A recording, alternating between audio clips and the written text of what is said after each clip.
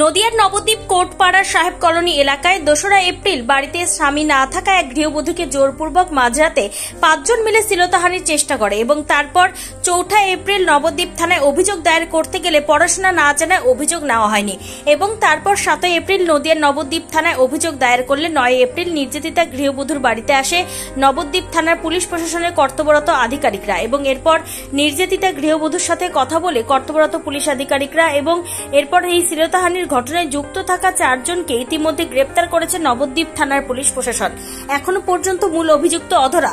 আজ অবশেষে নির্যাতিতা গৃহবধূর বাড়িতে আসে মহিলা কমিশনের মেম্বার অর্চনা মজুমদার। দীর্ঘক্ষণ নির্যাতিতা গৃহবধূর সাথে কথা বলেন এবং ঘটনা জানার চেষ্টা করে।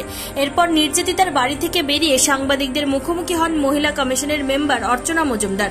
তিনি গোটা ঘটনার বিবৃতি জানালেন এবং নবদ্বীপ থানার ভারপ্রাপ্ত আইসি জলেশ্বর তিওয়ারিকে তিনি নির্দেশ দেন 7 দিনের মধ্যে রিপোর্ট তলব করার ও মূল অভিযুক্তকে গ্রেপ্তার করার নির্দেশ দেন।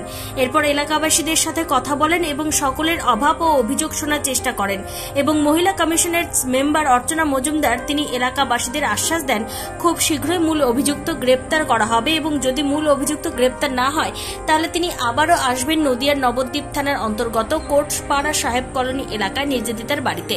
আর সেই ছবি উঠে এলো আমাদের ক্যামেরায়।